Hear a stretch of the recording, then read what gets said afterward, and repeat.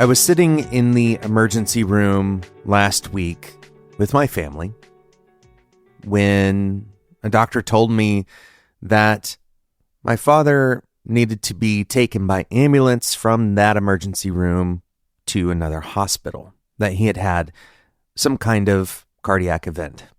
Now, I'll ruin the rest of the story for you. My father's doing pretty well, but he did indeed have a cardiac event that ended up leading to a triple bypass surgery.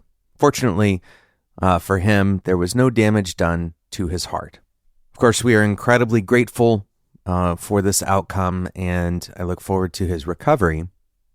And I'm learning lessons through this process. Of course, not every personal story is worth talking about on a podcast, but having done this podcast for over a decade, I feel like these lessons are worthwhile to share. The truth is, everyone listening to this podcast will have some kind of surprising event in their lives. You might have a surprising event this week, whether good or bad. We can't really predict everything. That's the nature of life. I want to talk to you a little bit about preparing for the unknown. Now, to be clear, the rest of this episode is not going to be commentary on my father's situation, but rather using that as that backdrop and inspiration for this thinking. Unexpected things are by nature unexpected. We can't predict that they're going to happen. We could predict some level of potential that they would happen, some kind of calculation, an expected rate, for example. But no matter what we do, those unpredictable or unlikely events, what Nassim Taleb calls black swans, they still happen. And the impact of these kinds of events can totally change the course of everything else that's going on. So what do we do? How can we prepare for this kind of thing? Some things, frankly, you just can't prepare for. Some things are totally unpredictable, and when they occur, there's not really much that you could have done and not really much that you can do about them. This is more of an acceptance opportunity. In other words, we just kind of have to deal with it. Once again, Taleb says instead of predicting these events, instead of trying to spend our energy predicting them, we should prepare for them in some way. So being prepared for a catastrophic event might be a better use of our time and our energy. But how do you prepare for the unknown? We're going to talk about a couple of different ways in today's episode. And the first way is an inverse to a positive psychology technique called the miracle question. The miracle question goes something like this. Tomorrow, you wake up and overnight, while you were unconscious, while you were sleeping, a miracle has occurred. You don't know that the miracle has occurred yet. What are the first signs that you see that lets you know that the miracle has occurred? I should give credit where credit is due. I first heard about this concept, the miracle question concept, recently while listening to Dan Heath's book, Reset. Dan was on Developer T a couple of years back to talk about his previous book, Upstream. But the miracle question is often used in primarily in therapy contexts. For example, in family therapy or some other kind of interventional therapy. What I'd like to do is flip this question or invert this question such that instead of a miracle, you experienced a curse. Overnight, while you were sleeping, a curse has befallen your situation. You could say that's you personally. You could say it's a project that you're working on. You could say that it's, a company, whatever your kind of context is. You could imagine this applying. Now, you don't know the curse has been applied, and your job is to determine what signs you would see, what kinds of, what is true, What are you experiencing that first tips you off that a curse has befallen you? Now, it's important to note that these curses are, you shouldn't think about these as magical effects or unrealistic or impossible effects. Otherwise, those are not only would that simulate an unexpected event, it would simulate an impossible event. Okay, so imagine that the curse is kind of restricted to only possible things. So let's say you run an engineering department. Perhaps the first signs of the curse could be that your engineers start resigning, or maybe all of your engineers start releasing code that brings down your production servers, or maybe all of the providers that you use start immediately increasing their prices. You could list 5 or 10 of these things, and what you've just done unknowingly is you've listed threats. You've listed threats that you've not yet experienced. Now, these might seem outlandish if you look at this list, but they are directionally instructive. What does that mean? It means you've identified potential threats, things that if they were to happen, or if that was to come to pass, your company, your endeavor, whatever it is that has received these, curse events, would be threatened. You'd be in trouble. So now you can take this list and decide what to do about it. This is kind of the initial starting point, and we're not going to get into necessarily, how do you dissect this list and what do you do about it necessarily. One thing, for example, that we mentioned was your engineers start, resigning. What would you do about that? Right? What can you do? Maybe you should look into how you can protect retention. Is retention something that you're investing in? If not, then that unlikely event is a little more likely. Right? A lot of these strategies, a lot of these kinds of approaches that we're going to talk about in this episode are about shifting your odds. Right? Shifting your odds. That means you're taking action to make what is already an unexpected event even more unlikely. Right? You're moving away from a risk profile. You're trying to reduce and, in some rare cases, totally eliminate the risk that something may happen. Leaning once again on language that Taleb uses, you are looking at areas where you may be fragile. Right? This is what this curse question might expose, is areas of fragility. Where are you vulnerable to problems? Now, there's multiple ways you could think about this. You could invest directly in retention, which would avoid the potential incidents of the event itself. Or you could think about planning for what happens if the event occurs. In other words, maybe having a strong recruiting pipeline of interested engineers who might be available in the future. This amounts to some kind of contingency plan to deal with the incidents if it does actually happen. Leaning on Taleb, once again, an even better strategy in his kind of framework of thinking would be to invest in antifragility. So the contingency plan kind of gives you a robust, or what Taleb might call a resilient structure. But an anti-fragile structure takes what would otherwise be considered an incidence of an unexpected event or a black swan event and turns it into a potentially beneficial event. So, for example, you may have an employee mobility program that encourages employees to develop skill sets that they can use elsewhere in the company. Now, what this does overall, a systemic effect that this might have is improved skill sets across your entire workforce. In the short run, you might see an engineer leave a given team and join another one. But in the process, that engineer has chosen not to leave the company, but instead to invest in the overall learning and kind of knowledge equity that the company holds.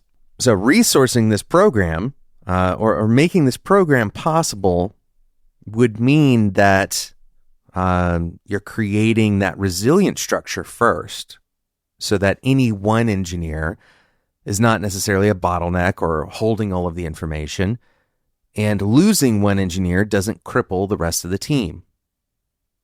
So this kind of progression from fragility, where you're wanting to avoid the event altogether, to antifragility, can help give you a roadmap for what kinds of preparation you can do to be ready for an unexpected kind of black swan type event. We're going to take a quick sponsor break, and then we're going to come back and give you one more exercise for preparing and thinking through unknown events.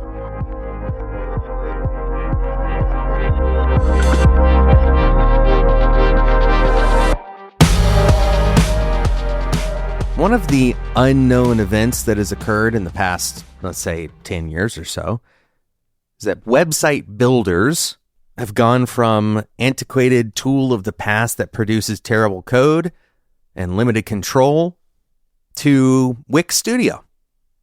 Wix Studio is a node-based builder that lets you add full-stack JavaScript to any site. With Wix Studio, you can spend less time on UI coding, hosting, and security, and more on custom logic and functionalities that truly matter. This is a good unknown that has occurred. Develop in your preferred coding environment, online in a VS Code-based IDE or locally through a GitHub integration. Either way, with Wix Studio, you're deploying in a click.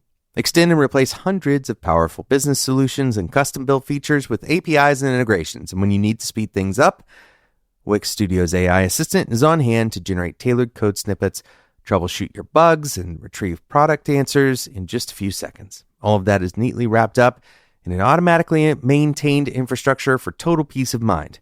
You can work in a developer-first ecosystem at wixstudio.com. That's wixstudio.com.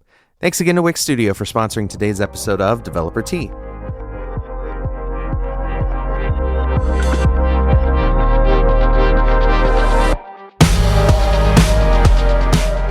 The next exercise that I want you to go through, I'm going to call the assumption audit. What you're going to do is write down a list of your fundamental assumptions. Now, it's important to understand that you make tons of assumptions every single day. There are assumptions that are relevant to this exercise and assumptions that are not.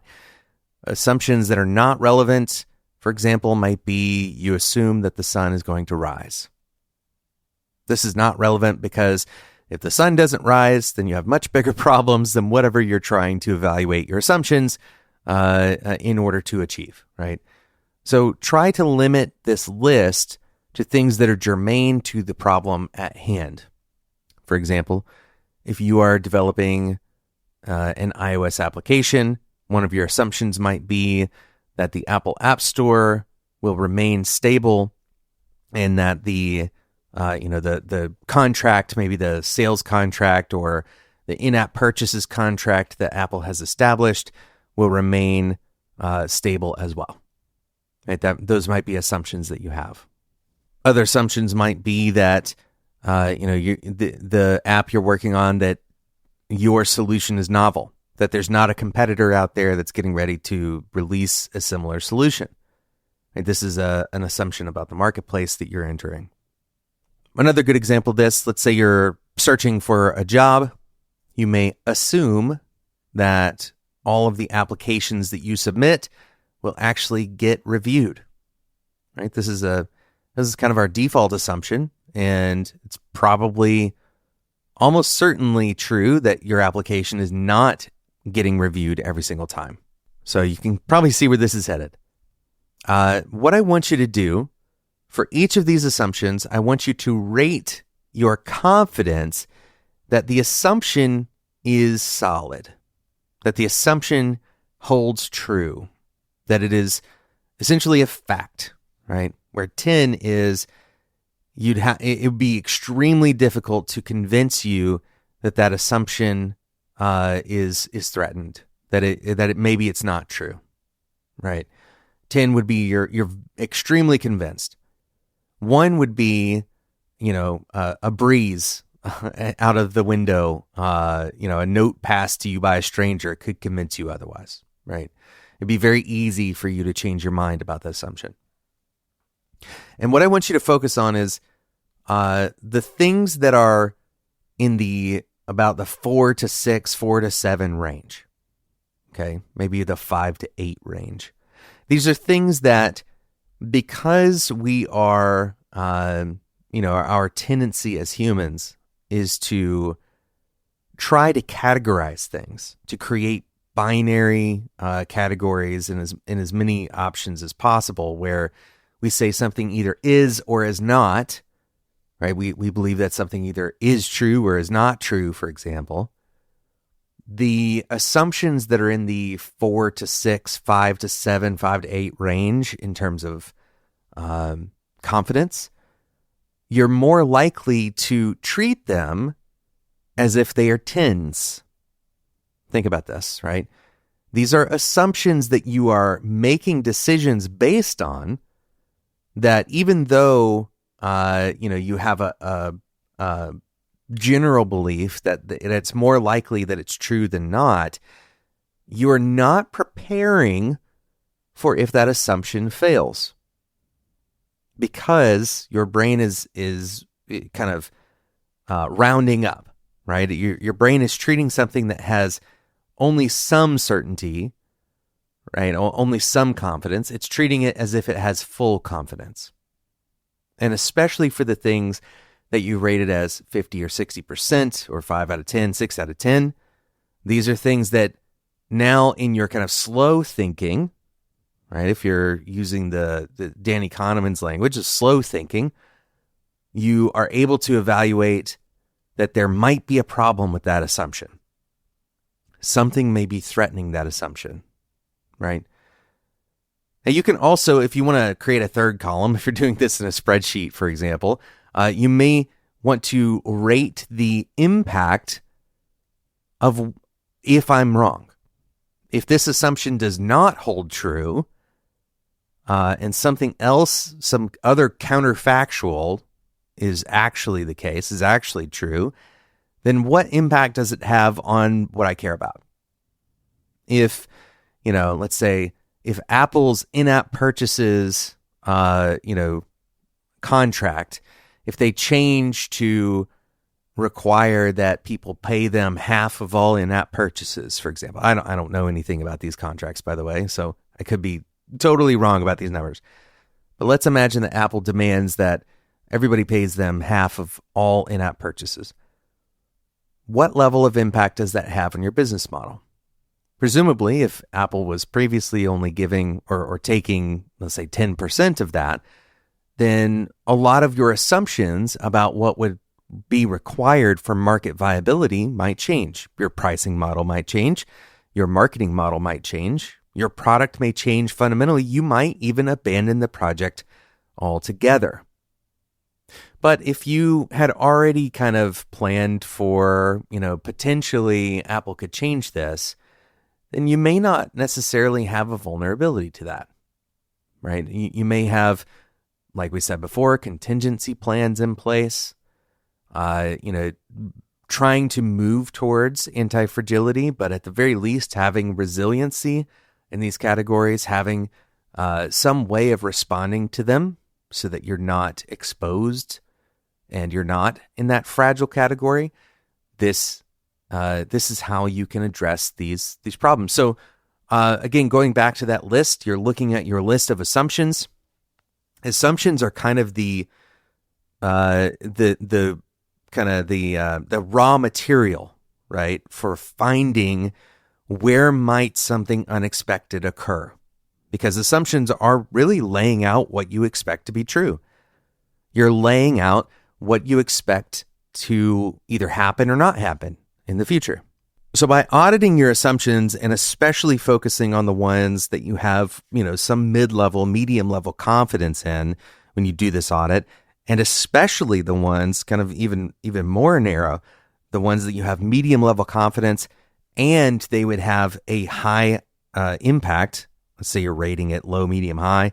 Look at the ones that have medium confidence and high impact. These are the ones that you should focus on preparing, creating resiliency, hopefully moving towards antifragility to deal with if this assumption is wrong. Now, it's also important to understand that assumptions might be a singular statement, but there may be multiple counterfactuals that challenge the assumption. What does that mean? It means that, let's say, for example, that your assumption, going back to the Apple contract example, is that Apple will continue, taking only a certain percentage of your in-app purchases. Well, the counterfactual could be that Apple disallows, purchases altogether, right? That they're not going to allow you to do in-app purchases at all. That they're only going to allow, certain companies or something like that, right? That's one counterfactual. Another counterfactual might be that Apple actually decides to take none. They take 0% of your sales, right? That actually challenges your assumptions, but perhaps the impact of that counterfactual is positive, right? And then, of course, there's probably 100 other ways that could go. Maybe the Apple Store shuts down altogether, right? And so not only is your assumption wrong about Apple, but it's challenged at its core because Apple no longer exists. Now, again, think about the confidence of that, right? Your assumption that Apple will exist. You probably have a fairly high confidence that Apple will continue existing for the duration of, the app that you're building, the life cycle of that application. That confidence, let's say, is 8 or 9. Right? Fairly confident. But your confidence in Apple's, maintenance of the current contract that you have, perhaps that's a little lower. And so your strategy may not be wrapped around the potential for Apple to be wiped off the face of the planet, but instead, your strategy might be wrapped around, de-risking your online, your in-app purchases, in some way, right?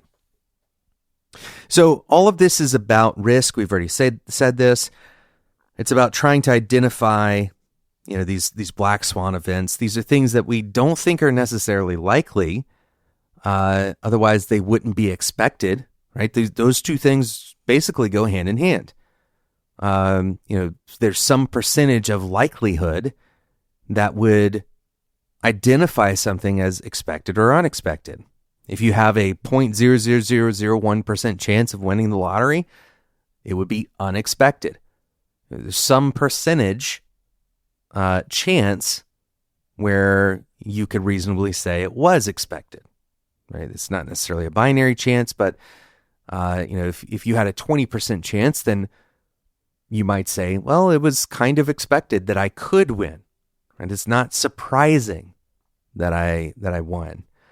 So with both of these exercises, what we're really trying to do is look for the opportunities. Okay, look for the opportunities, both in the curse exercise, which is kind of mining for problems, as well as the assumptions exercise, which is mining for areas where you might be surprised. Both of these can yield opportunities for preparing for risk. Thank you so much for listening to today's episode of Developer Tea. I hope this was an enlightening episode. Hopefully you can think about risk and the unexpected events a little bit differently. Thank you to the folks who listen to this who have already talked to me about our family situation, our family health situation with my father. Fortunately, I expect a positive outlook for him in the coming weeks. So thank you to those of you who have reached out. Thanks so much for listening. And a quick thank you to today's sponsor, Wix Studio. Wix Studio has a developer-first ecosystem. You spend less time on tedious tasks, more on functionality that matters to you and your customers by working in a VS Code-based IDE locally via GitHub. You can extend and replace a suite of powerful business solutions and ship faster with Wix Studio's AI code assistant. all inside of an automatically maintained infra for total peace of mind. Head over to wixstudio.com to get started. That's WIXstudio.com. Thanks so much for listening. And until next time, enjoy your tea.